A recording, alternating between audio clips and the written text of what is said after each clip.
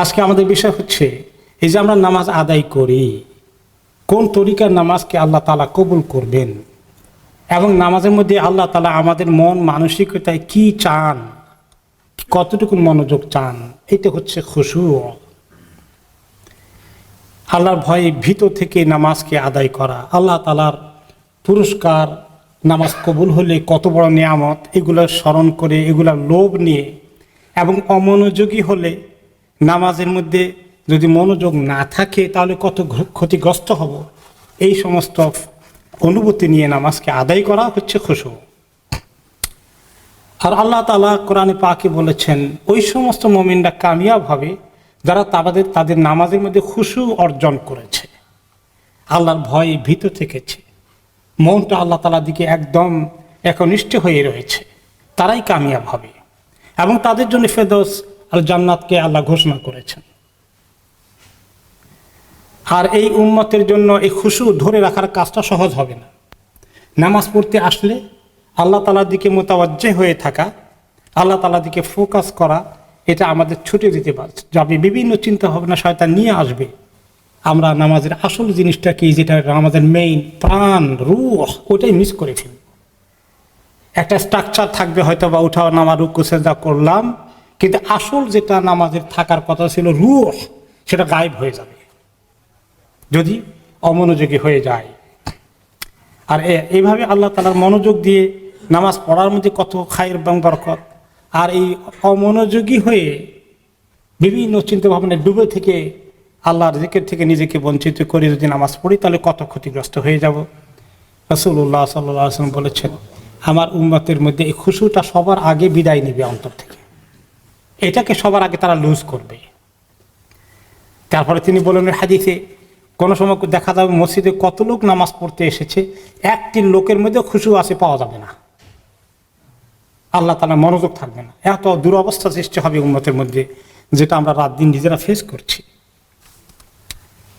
আর যদি কেউ খুশু সহকারে আল্লাহ তাআলার ধ্যানে মগ্ন হয়ে কাতর হয়ে নামাজ আদায় করে তাহলে তার জন্য আল্লাহ তাআলার কাছে অনেক বড় পুরস্কার। একটি হাদিসে রাসূলুল্লাহ সাল্লাল্লাহু আলাইহি ওয়াসাল্লাম বলেছেন যে ব্যক্তি সুন্দর করে উজু করে, তাড়াহুড়া করে না, খেয়াল করে উজু করে, যত্ন করে, এরপরে যদি 2 রাকাত নামাজ পড়ে, ফরজ পড়ুক আর নফল পড়ুক আর সুন্নত পড়ুক, যাই পড়ে, তার অন্তর দিয়ে তার চেহারাকে আল্লাহর দিকে একদম ফিরিয়ে রেখে নামাজ পড়ে, তাহলে জান্নাত তার জন্য ওয়াজিব হয়ে যাবে। এইভাবে এবং আর কি হাদিসে এসেছে যে এরকম করে নামাজ পড়লে তার অতীতের সবগুলো গুনাহকে আল্লাহ মাফ করে দিবেন। এখন এই জন্য নামাজে আসার আগেই একটা মানসিক প্রস্তুতি লাগবে। আমি কোন জায়গায় দাঁড়াচ্ছি, কি করছি, এখন কার সামনে দাঁড়াবো, আমি কার কাছে সেজদা রুকু করব, কার আমি গুণ কীর্তন গাইব, প্রশংসা করব, সে আল্লাহর শানকে নিজের সামনে ধরা যে তিনি আমার দিকে তাকিয়ে আছেন এবং নামাজে আসা। ইবনে আব্বাস রাদিয়াল্লাহু আনহুমা বললেন যে তখন তোমরা কেউ যেন নামাজে অলস অবস্থায়, অমনোযোগী অবস্থায়, মনে চায় না, বাধ্য হয়ে পড়তে হয়, এই অবস্থায় নামাজ পড়ো না।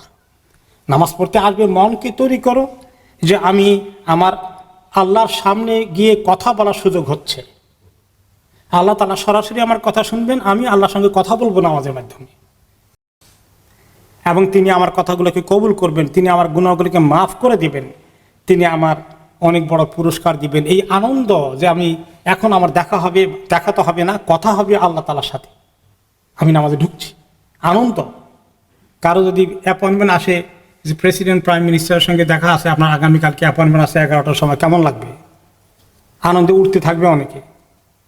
এই যে আমাদের আল্লাহর সঙ্গে অ্যাপয়েন্টমেন্ট হচ্ছে, কথা হচ্ছে না আমাদের মধ্যে, এটা বিশাল এক নিয়ামত। আমি এই নিয়ামতে এখন ঢুকবো। পৃথিবীর মানুষ এটাকে মিস করছে। আমাকে আল্লাহ ডেকে দিয়ে তৌফিক দিয়েছেন আল্লাহর সঙ্গে কথা বলার জন্য, এই সুযোগ পেয়েছি। আমি আল্লাহর কাছে গুনাহ মাফ চাইবো, আল্লাহর তাসবিহ করব।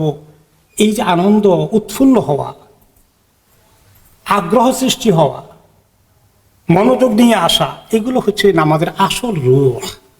এগুলো যদি না থাকে, উঠা বসা করলাম, তাহলে প্রাণ ছাড়া একটা দেহ যেরকম, এরকম একটা লাশের মতো নামাজের অবস্থা হয়ে গেল। এখন নামাজে আসলে শয়তান বসে থাকে কিভাবে আমাদেরকে অমনোযোগী করা যাবে। সে চায় আমরা নামাজ পড়তে দাঁড়ালেই আমাদের নামাজকে চুরি করবে। কিভাবে চুরি করবে? যখন আমরা আল্লাহর দিকে তাকাই, খেয়াল থাকে, ততটুকুন থাকে সে নিতে পারে না। যখনই অমনোযোগী হয়ে যায় এটা সে চুরি করে নিয়ে যায়। তো একটা লোকের নামাজির যতক্ষণ মনোযোগ ছিল ততক্ষণ টিকেছে, যতক্ষণ মনোযোগ ছিল না অন্য কিছু চিন্তা ভাবনা কল্পনা করেছে, ততক্ষণ কে নিয়ে গেছে? শয়তান নিয়ে গেছে। তাই নামাজের শেষে হিসাব করে দেখতে পারি কতটুকুন টিকছে, আমার কতটুকুন টিকে নাই। আমি আপনি বোঝার কথা, যতক্ষণ মনোযোগ ছিল, খুশু ছিল, ততক্ষণ নামাজটা আমার টিকে থেকেছে। যতক্ষণ অমনোযোগী হয়েছে, অন্য কিছু কল্পনা জগতে ঢুকে গিয়েছি, ততক্ষণ আমার নামাজ থাকিনি, এটা হাইজ্যাক করে নিয়ে গেছে ওই অংশটুকুন শয়তান। এখন দুই রকমে শয়তান নেয়। একটা হলো যে আল্লাহ তাআলার জিকির, ধ্যান, খেয়াল, ফিকির থেকে মনকে সরিয়ে নিয়ে অন্য কল্পনার জগতে ঢুকিয়ে দেয়। কোথায় আমেরিকা চলে গেলাম না, জাপানে গেলাম না, দেশে গেলাম না, এখানে থাকলাম, কার কি সমস্যা, সব কিছু মনের মধ্যে জোগাড় করে দেয়। এটা হলো মানসিকভাবে আল্লাহ তাআলা থেকে দূরে। আরেকটা হলো যে চোখগুলো সেজদা জায়গায় থাকার কথা, চোখ চলে যায় সামনে কি লেখা আছে, এদিকে সেদিকে তাকায়। তাহলে এটাও আরেকটা হাতিয়ার শয়তানের, আমাদের নামাজকে ছোঁ মেরে ছিনিয়ে নেওয়ার সুযোগ। নামাজে অমনোযোগী হওয়ার একটা কয়েকটাগুলো লক্ষণ আছে। লক্ষণগুলো কি? হাত আঙ্গুলের, পায়ের এই যে আঙ্গুল মটকাবে, তারপরে দাড়ি হাতাবে, চুল ঠিক করবে, তারপরে বোতাম ঠিক আছে কিনা এগুলো লাইন করবে। এই সমস্ত অমনোযোগের লক্ষণ। হামি আসবে, হাই তুলবে, এবং কাশি আসতে থাকলে ছাড়তেই থাকবে, একটু কন্ট্রোল করার চেষ্টা করবে না। এগুলো সব নামাজে অমনোযোগ হওয়ার লক্ষণ। আরেকটা জিনিস হলো যে রকমারি রং বেরঙের নকশা করা বিভিন্ন মুসল্লা, এই কোম্পানিগুলো মক্কা মদিনায় বিক্রি করে। যত বেশি তারা নকশা করে তত মানুষ আকর্ষণ করে কিনে। কিন্তু দেখবেন নামাজের দাঁড়িয়ে নকশার দিকে, এই ডিজাইনের দিকে, যে সমস্ত সুন্দর সুন্দর করে তারা ড্র করেছে, এইগুলোর দিকে মানুষের চোখ চলে যায়। এই জন্য নামাজের মুসল্লা হবে একদম প্লেন। এগুলো পাওয়াই যায় না। আমরা কিনতে থাকলে তখন কোম্পানিরা বানাতে বাধ্য হবে, বেশি নকশাওয়ালাগুলো বিক্রি হবে না, প্লেনগুলো বিক্রি হবে বেশি, তারা বাধ্য হবে। এই জন্য মসজিদের সামনের ওয়ালে কোনো ধরনের অন্য কিছু থাকবে না, বিভিন্ন ডেকোরেশন, আল্লাহর নাম, আবু বকর, ওমর, ওসমান, আলী, কত কিছুতে ভর্তি করে রাখে। একদম প্লেন থাকতে হবে। এই হলো নামাজে মনোযোগী না হওয়ার কতগুলো লক্ষণ। আর মনোযোগী হওয়ার জন্য যে সমস্ত বাধাগুলো আছে সেগুলোর কিছু জিনিস। তারপরে হচ্ছে অনেকে নামাজের মধ্যে ঠিক মতো দাঁড়িয়ে থাকে না, এ পাকে এরকম করে উঠানামা করে, আসা যাওয়া করে, এক পায়ে ভর দেয়, আরেক পায়ে ভর দেয়, এরকম করে এক্সারসাইজের মতো শুরু করে দেয়। এগুলো ঠিক নয়। এই শারীরিক বিষয়গুলো মানসিকভাবে ইম্প্যাক্ট করে। এরপরে রুকু সেজদাকে মনোযোগ দিয়ে দেওয়া। তিনি বলেছেন কিছু লোক নামাজ পড়ে রুকু সেজদা করে কাকের ঠোকরের মতো এরকম করে ঠোকরায়, এদের নামাজে মনোযোগ থাকে না। কোনো মুসল্লি নামাজ শেষ করে যখন বের হবে তখন তার পুরস্কারের কথা আমরা শুনেছি, তার জন্য জান্নাত ওয়াজিব হয়ে যাবে, তার সমস্ত গুনাহ অতীতের মাফ হয়ে যাবে। আর কোনো মুসল্লির কপালে তা জুটবে না। একটি হাদিসে তিনি বলেছেন কোনো মুসল্লি নামাজ পড়ে পাবে 10 ভাগের 1 ভাগ সওয়াব, কেউ 9 ভাগের 1 ভাগ, 8 ভাগের 1 ভাগ, 7 ভাগের 1 ভাগ, 6 ভাগের 1 ভাগ, 5 ভাগের 1 ভাগ, 3 ভাগের 4 ভাগের অর্ধেক, আর কেউ পুরোটাই পাবে, কেউ কিছুই পাবে না। তার সমস্ত নামাজকে আল্লাহ প্রত্যাখ্যান করবেন। উপরে উঠতে গেলে এটাকে ফেলে দিবেন আল্লাহ জমিনের মধ্যে, মুসল্লির চেহারা ছুঁড়ে মারবেন, তার নামাজ কবুল হবে না। নামাজে মনোযোগ দেওয়ার জন্যে আরেকটি বিষয় হলো যে কি পড়ি সেটা খেয়াল করা। সূরা ফাতিহার অর্থ তো আমরা সবাই বুঝি, না বুঝলে এটা অর্থ বারে বারে পড়া দরকার।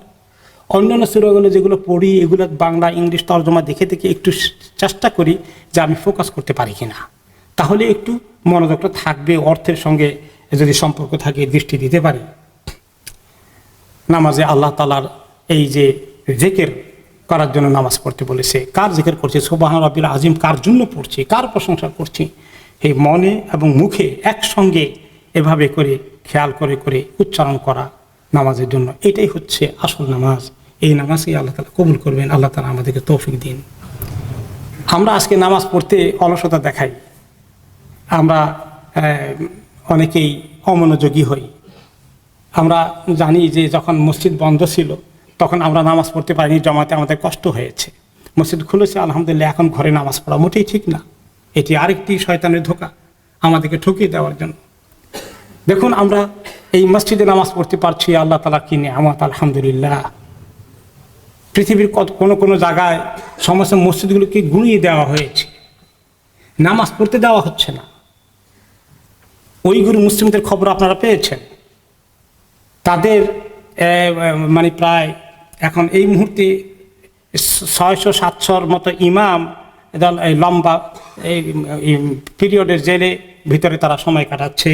কত মসজিদকে গুঁড়িয়ে দেওয়া হয়েছে, একদম মসজিদকে এক মাটির সঙ্গে মিশিয়ে দেওয়া হয়েছে, শত শত বছরের পুরনো মসজিদগুলোকে।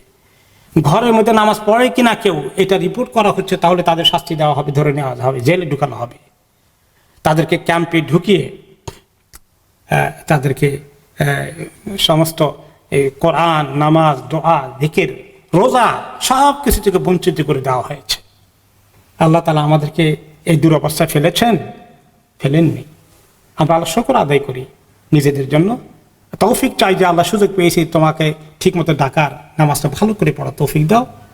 আর আমাদের এই উইগুর মুসলিমদের জন্য দোয়া করি আল্লাহ তাআলার কাছে, তাদেরকে আল্লাহ তাআলা জালিমদের হাত থেকে উদ্ধার করে আল্লাহ তাআলা তাদের দ্বীনকে মেনে চলার নিরাপত্তা দান করুন। এবং এই জন্য যা কিছু মাঝে মধ্যে আমরা ফিলিস্তিনের জন্য প্রটেস্ট করেছি, প্রতিবাদ করেছি, আমরা দান খয়রাত করেছি, কিন্তু এই উইগুর মুসলিমদের জন্য আমাদের আসলে খুব কম সচেতনতা। তাদের জন্য আমরা কিছু করা দরকার। ইদানিং কিছু তৎপরতা চলছে, আপনারা খবর পাবেন, যখন ডেমনস্ট্রেশনের জন্য একটু আহ্বান আসে পৃথিবীর মানুষগুলোকে জানানোর জন্য যে কি জুলুম তাদের প্রতি চলছে, এগুলোর ব্যাপারে আমরা কিছু ভূমিকা পালন করি। আহারে, আমরা নামাজ পড়ছি, এই আল্লাহর বান্দাগুলো নামাজ পড়তে পারছে না, চাইলেও পড়তে পারছে না। নামাজ পড়লে তাদেরকে শাস্তি দেওয়া হচ্ছে, কত ইমামকে হত্যা করা হয়েছে। আসুন তাদের জন্য আমরা আল্লাহ তাআলার কাছে দোয়া করি, আল্লাহ তাআলা তাদেরকে যেন একটা এই জালিমদের হাত থেকে উদ্ধার করেন।